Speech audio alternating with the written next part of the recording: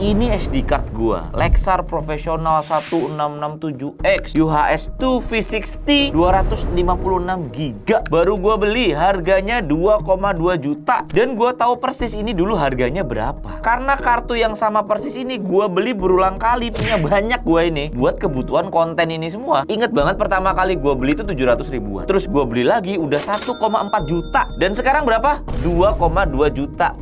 Barangnya sama, tokonya sama, cuman waktu belinya aja beda. Gue tuh sampai ngecek 2 kali loh, takut salah lihat. Dan ini bukan cuman gue doang yang ngalamin loh ya. Semua yang namanya storage lagi naik barengan. SD card, flash disk, SSD, RAM, semuanya. Padahal kebutuhan kita akan penyimpanan data tuh naik terus. Kamera makin gede resolusinya, video makin berat, file kita numpuk terus. Jadi pas kita butuh ruang lebih banyak buat penyimpanan, harganya nih barang sekecil ini tuh malah naik terus, malah tambah mahal. Nah di video ini teman-teman, gue mau bedah kenapa ini bisa kejadian. Dan gue punya solusinya yang mudah dan powerful nanti.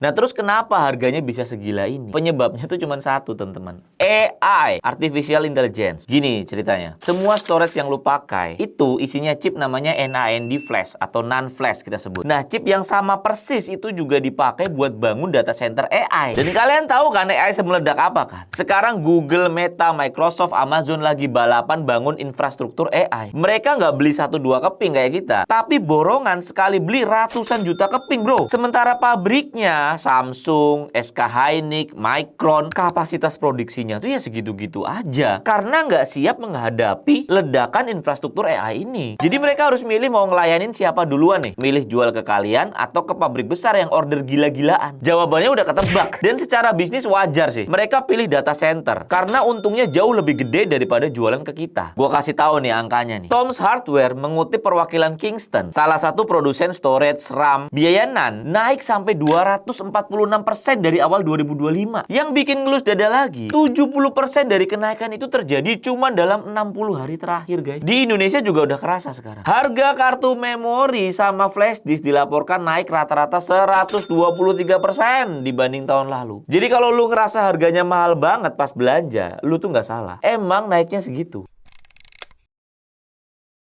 Oke, sebelum lanjut gue kasih bocoran dulu biar lu nggak penasaran. Solusi yang akhirnya gue pakai itu bukan beli storage fisik lagi, tapi pindah ke cloud. Namanya apa? Internext. Dan yang bikin menarik, 1 tera itu cuma 20 ribuan di Internext. Di bulan pertama lewat link khusus dari gua ya teman-teman. Coba bandingin sama SD card 256 GB yang gue beli tadi. 2,2 juta gue bayar. Nanti gue bedah detailnya teman-teman. Mulai dari kenapa gue pilih Internext ini sampai gue install langsung di depan kalian. Tapi sebelum ke situ, gue mau tunjukin dulu beberapa hal yang bikin gue akhirnya nyerah sama storage fisik. Yang pertama soal harga teman-teman. Daripada langganan cloud storage, gimana kalau gue beli SSD atau NVMe sekalian deh, yang kapasitasnya gede, biar enak di lokal aja. Gue juga sempat mikir ke situ. Gue juga pengennya begitu. Tapi begitu gue cek harganya, udah nggak masuk akal di otak bisnis gue. Langsung gue tutup lagi tabnya. NVMe 2 tera, November 2025 itu harganya sekitar 3 juta rupiah. Maret kemarin berapa? Udah nyampe 6,8 juta. Parah banget naik. Naik 2 kali lipat lebih loh. Cuman dalam 4 bulan. RAM juga sama parahnya. DDR5 32 GB yang akhir tahun lalu sekitar 1,7 juta. Sempet nyentuh 5 juta di awal tahun ini. Kalian yang anak PC pasti ngerti banget. Dan ini belum kelar. TrendForce sama beberapa analis memperkirakan harga masih bakal naik lagi sekitar 40-50% di kuartal 3. Terus naik lagi 30-40% di kuartal 4. Pulihnya juga nggak sebentar. Diperkirakan 18-24 bulan baru bisa balik ke harga lama. Intinya apa? Sekarang tuh timing yang paling jelek buat nambah storage fisik. Bukan barangnya yang jelek ya teman-teman ya. Nggak, barangnya tuh bagus. Tapi kita sekarang kalau beli harganya pas lagi di pucuk. Nah yang kedua dan ini yang jarang dibahas orang resikonya. SSD itu kalau rusak biasanya nggak ada aba-aba. Beda sama hard disk zaman dulu yang biasanya bunyi dulu. Ngeklik, ngelitik. Jadi lu masih sempat backup. SSD mah sunyi. Tahu-tahu nggak kebaca, hilang aja data lu dari komputer. Dan begitu rusak, mengambil datanya jauh lebih susah dibanding hard disk. Soalnya di dalam SSD ada mekanisme namanya trim sama garbage collection yang kerjanya menghapus dan merapikan blok data di belakang layar. Jadi data yang lu kira masih ada, bisa jadi udah beneran kehapus. Terus kalau yang mati itu kontrolernya, datanya keacak nyebar di banyak chip pakai pola yang cuma dimengerti controller itu sendiri. Dan seringnya ikut ke enkripsi. recovery-nya masuk ke ranah lab khusus. Harus bongkar chip dan biayanya bisa lebih mahal dari harga SSD-nya sendiri. Jadi bayangin, lu udah bayar mahal-mahal, resikonya juga gede. Dan buat kita yang di Indonesia, ada satu layer masalah lagi. Kurs. Barang-barang ini kan diimpor. Harganya dipatok dolar. Orang desa tidak pakai dolar. Sementara rupiah kita sekarang di kisaran 17.000 sampai 18.000. Jadi harga globalnya udah naik. Terus dikali kurs yang juga lagi tinggi. Double kenanya. Yang sabar ya rakyat-rakyat Wakanda. Nah biasanya orang kan mikir, ya udah gue pindah cloud aja. Boleh. Tapi ada catatannya. Di kebanyakan cloud biasa, kunci enkripsinya itu dipegang sama penyedianya, bukan sama lu ya. Artinya secara teknis mereka bisa buka file lu. Gak percaya? Coba lu googling. Dan kalau servernya kebobol atau ada orang dalam yang nakal, data lu bisa ikut kebuka. Coba inget dulu sekarang, isi cloud kalian tuh sekarang apa aja? Foto keluarga, scan KTP, kontrak kerja, data klien. Itu bukan file yang bisa bocor seenaknya. Jadi posisi kita tuh sekarang ya lumayan kejepit. Beli fisik lagi mahal-mahalnya dan risikonya juga gede. Apalagi ditambah kurs yang makin melemah. Pindah ke cloud biasa, datanya juga nggak sepenuhnya aman. Dari situ, gue mulai nyari alternatif, teman-teman. Ada nggak sih? Dan akhirnya gue ketemu satu yang menurut gue paling masuk akal harganya sebagai anak IT ya. Dia juga punya teknologi yang bagus. Namanya Internext, teman-teman. Ini cloud storage. Loh, tapi kan tadi katanya cloud storage bahaya, Bang, bla bla bla bla bla. Tunggu. Ada dua hal yang bikin dia beda ya, teman-teman. Gue jelasin versi gampangnya dulu buat yang awam. Yang pertama, dia open source, guys. Lihat nih. Artinya, kode programnya bisa dibuka ke publik. Kalian bisa baca-baca sendiri. Bahkan kalian bisa kontribusi. Siapa aja boleh ngintip. Nah, bagi gue yang kerja di IT, ini gede banget artinya. Dan gue respect project yang open source. Soalnya kebanyakan layanan cuma bilang aman. Tapi kita nggak bisa ngecek. Kita nggak bisa audit. Dan kalau kodenya kebuka gini, teman-teman, klaimnya bisa diuji orang lain. Kita juga bisa download, kita bisa audit pakai AI kita. Beneran oke nggak ini? Dan Internext ini udah diaudit independen 2 kali sama Securitum, firma keamanan cyber Eropa, yang juga ngaudit Proton Drive sama DuckDuckGo. Dan kedua ini yang paling penting, dia pakai enkripsi itu zero knowledge encryption. Bayangin gampangnya nih begini nih, lu nitip koper di loker umum. Nah, cloud yang biasa lu pakai itu ibaratnya tuh penitipan koper di tempat umum. Kalau di cloud biasa, lu nitip kopernya lu taruh di loker umum, lu kunci, tapi kuncinya ikut lu kasih ke petugasnya. Jadi kalau mereka mau buka ya bisa aja. Zero knowledge encryption itu beda. Kopernya lu titipin, lokernya lu kunci, tapi kuncinya tetap di kantong lu. File lu dikunci duluan di laptop lu sendiri. Baru dikirim ke server mereka. Yang nyampe ke sana bentuknya tuh udah acak. Jadi bedanya di situ ya. File lu bakal dikunci duluan di laptop lu sendiri. Jadi kalaupun ada yang minta datanya atau amit-amit dia servernya kebobol, yang kebuka cuman file acak yang nggak kebaca. Internext sendiri juga nggak bisa baca file lu. Sekarang gue praktekin langsung, teman-teman. Misal gue buka link gue nih, internext.com/David. Nah, yang ini enak, kuponnya otomatis kepasang. Misalkan gue pilih paket yang ultimate, 5 tera nih. Sebulan cuman sekitar 60.000. Tahu kan 5 tera di sebelah berapa harganya? Diskonnya 87%. Otomatis kepasang kuponnya, lu nggak perlu ngetik apa-apa. Lu perhatiin keranjangnya langsung kepotong sendiri 87%. Dan bedanya lumayan jauh ya, teman-teman, kalau kalian buka lewat website biasa. Gue bukain dua-duanya deh kalau nggak percaya. Tuh, 30 euro, 620 ribuan. Nah, kalian habis bayar nih, bisa buka websitenya. Websitenya nih banyak juga nih menunya nih. Ada drive, bisa kalian upload file baru. Misalkan ya, gua upload deh sembarang file. Coba gua upload ya. Nah, enkripsinya ini nanti di laptop kita dulu. File yang ditampilkan ini udah encrypted. Itu namanya zero knowledge encryption. Nih filenya. Kita bisa loading previewnya. Kita bisa download juga, teman-teman. Jadi tahu ya bedanya ya zero knowledge encryption ya. Misalkan kita upload lagi deh satu. Nih foto gua zaman kecil. Nah, jadi di enkripsi dulu di komputer kita, baru dikirim. Dan buat kalian yang awam, gak ada yang perlu dipelajarin. Gampang makanya. Misalkan kita, Bang, gue bisa share ke orang lain nggak? Bisa. Lu bisa invite, share. Nah, invite orang yang udah join di Internext juga bisa. Atau lu bisa share ke publik. Misalkan, ini, share. Terus kita bisa buka share-nya.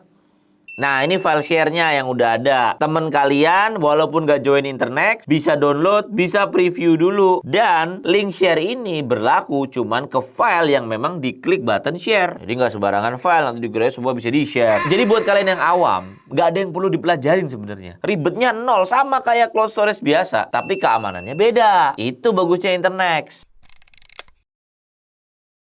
Sekarang gue jelasin fiturnya lebih lanjut. Selain storage-nya sendiri, ada beberapa hal yang menurut gue kepake banget. Enkripsinya ini sendiri bukan cuma zero knowledge ternyata, tapi udah post quantum juga. Maksudnya apa? Enkripsinya ini disiapin buat tahan sama komputer kuantum nanti. Ini gue udah pakai beneran. Gue masukin file-file shooting gue, footage, karena gue yakin ini aman. Karena secara teori, komputer kuantum ini bisa membongkar enkripsi model lama. Nah, jadi kalau enkripsinya udah post kuantum, dia udah make sure komputer kuantum ini nggak bisa jebol enkripsinya. Kemudian yang penting juga teman-teman, dan ini edukasi account yang basic ya sebenarnya ya, tapi ini penting. Ada two factor authentication teman-teman. Gue bisa enable, download Auth, atau aplikasi lain. Gue biasanya pakai Google Authenticator. Gue scan, saya next, gue bisa masukin enable, aktif two factor authentication gue ke record di Google Authentication. Ini penting ya teman-teman, kalau kalian punya account apapun, aktifin two factor authentication. Di Internext ini ada backup juga, jadi bukan sekedar tempat naruh file. Gue tunjukin caranya ya. Kalian download aja aplikasi desktopnya, Internext Desktop. Kalau gue di MacBook langsung ada nih di file manajernya. Ini datanya langsung ke sync sama drive Internext kita. Jadi kalau mau masukin data baru gimana? Contohnya nih, foto masa kecil gue masukin aja. Bab, nanti dia langsung ke upload. Selesai. Ini sama persis kayak iCloud Drive ini, tapi harganya cuma 20.000 sebulan. Terus kalian kalau berbagi file bisa dikunci pakai password teman-teman. Bisa protect with password, misalkan. Ya udah, copy link aja. Nanti orang yang download file ini harus pakai password, harus punya passwordnya. Canggih nggak? 20.000 loh. Ini kepake banget kalau kalian sering kirim dokumen ke klien. Dan yang bikin gue seneng nih sebagai orang IT, mereka punya dukungan CLI, bisa dipasang di server kita. Dan ada WebDAV-nya. Bisa ada interface websitenya nanti di lokal. Mantep banget. Jadi bisa disambungin ke workflow NAS atau AirClone. Ini bakal gue bahas bentar lagi teman-teman. Tapi satu catatan penting ya, fitur yang lu dapat itu beda, tergantung paket. Nanti di bagian akhir juga gue rinciin biar kalian nggak salah beli. Ini bagian yang paling menarik dan bikin gue penasaran. Gue mau install di Linux lah di server gue. Gue copy aja komennya. Kita install di server bos. Coba kita lihat. Soalnya jujur aja nih, sebagai anak IT, gue bete banget. Banyak layanan cloud yang aplikasinya digarap serius cuman buat Windows sama Mac. Terus Linux dan segala macam perserveran dunia itu diabaikan bro, dianaktirikan. Kalaupun ada, seringnya setengah jadi atau buatan orang lain. Jadi gue pengen buktiin sendiri. Ini prosesnya dari nol, gue download, install, terus gue mau coba jalanin. Dan buat yang lebih betah kerja di terminal, ini bagian yang menurut gue paling menarik. Karena kalau ada CLI sama WebDAV ini, lu bisa nyambungin ke setup NAS lu atau pakai AirClone buat otomatisasi. Jadi buat yang kerjanya di server atau ngurusin backup, ini bukan cuma tempat naruh foto liburan, tapi bisa masuk ke alur kerja lu beneran. Sudah selesai install, coba kita cek standar dulu lah, ngecek version. Oke. Coba kita login ya. Coba kita pakai login yang lama ya, yang legacy ya. What is your email? What is your password? Oke. What is your two factor code? Masukkan two factor code. Dah, login. Selesai. Kita list file ya. Standar aja guys. Nyoba-nyoba. Wah enak sih ini. Enak ini. Bisa buat macem-macem nih. Apalagi kalau kita tanam AI. Tanam Cloud Code deh. Di dalam server Ubuntu ini atau Linux ini. Gue pakai Debian ini. Bisa ngapa-ngapain kita sharing file. Enak. Keren. Internext keren. Buat teman-teman IT pasti ngerti banget lah. Kalau udah ada CLI-nya, hidup kita akan lebih baik. Apalagi kalau kita tiap hari ngurusin server. Dan yang bikin nilainya lebih masuk akal lagi, kalian gak cuma dapat tempat nyimpen file, tadi dapat backup juga, bisa dibuka pakai CLI. Ada VPN juga guys. Coba gue cobain ya. Buset dah ada VPN-nya. Bisa tambahkan ke Chrome. Add extension. Internext VPN. Free encrypted unlimited VPN has been added to Chrome. Coba kita cobain aja. Location France. Oke, nggak apa-apa. Connected. Wis. Gokil. Dan VPN ini udah ada di paket yang paling dasar ya teman-teman. Dapat langsung VPN. Gak usah bayar lagi. Terus ada antivirus. Udah termasuk juga di semua paket yang berbayar. Ada cleaner juga buat bersihin file duplikat sama sampah yang ada di komputer kalian. Ntar kalian cobain sendiri aja ya. Dan menurut gue yang paling menarik ada apa? Ada Meet-nya. Kita bisa meeting guys. Gokil. Coba gue mulai meeting. Wih. Up to 10 partisipan. New meeting. Gokil.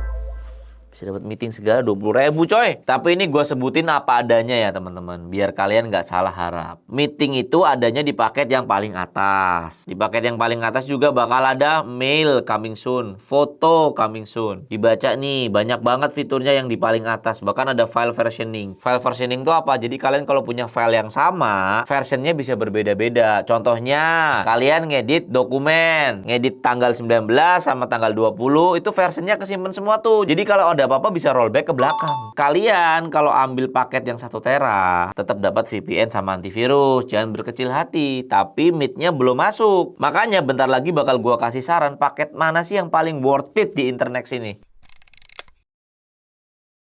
Kita sudah sampai di akhir video dan gue mau jujur di sini teman-teman, harga yang gue tunjukin tadi itu harga promo lewat link gue ya teman-teman, internext.com/David, dan namanya promo ya nggak selamanya. Jangan dianggap itu harga normal seterusnya. Terus saran gue gini, kalau lu cuma pengen nyobain dulu, ambil yang paket tahunan 1 tera, 20 ribuan di bulan pertama, murah dan lu bisa ngerasain sendiri sebelum komit, lanjut ke bulan-bulan berikutnya. Tapi kalau lu udah yakin, wah keren banget kayaknya Internext dan males mikirin tagihan tiap tahun, mending ambil paket yang lifetime selamanya bro, swear. Bayar sekali kelar. Apalagi kita ingat tadi, harga storage fisik lagi meledak dan diperkirakan baru pulih 1,5 sampai 2 tahun lagi. Bayar sekali di depan itu jauh lebih tenang daripada kejar-kejaran sama harga. Buat gua pribadi, 2,2 juta yang gua keluarin buat kartu 256 GB tadi itu jadi bahan mikir. Duit segitu kalau dialihin ke storage terenkripsi, kapasitasnya jauh lebih gede. Nggak bisa ketinggalan di kamera atau kesenggol jatuh. Walaupun tetap butuh ya buat di kamera kalian ya. Tapi jangan dijadiin storage fisik. Harus dipindah ke cloud storage. Cloud storage-nya apa? Internext. Link sama kuponnya gue taruh paling atas di deskripsi teman-teman, sama pin komen deh. Pakai link itu ya teman-teman kalau mau cobain Internext. Diskonnya lebih gede daripada buka website langsung kayak gue dah. Oh iya, video ini kerjasama berbayar sama Internext teman-teman. Tapi yang gue omongin tadi gue coba sendiri. Termasuk pas gue install di Linux tadi. Terima kasih teman-teman yang udah nonton. Semoga kalian sehat terus. Semoga kalian bisa nyobain Internext tadi pakai harga yang murah, 20 ribuan juga nggak apa-apa. Bisa explore fungsi-fungsinya, fitur-fiturnya, dan video ini bisa bermanfaat buat kalian yang cari alternatif cloud storage baru. Jangan lupa subscribe dan aktifin lonceng biar channel gue makin berkembang. Thank you udah nonton sampai sini ya.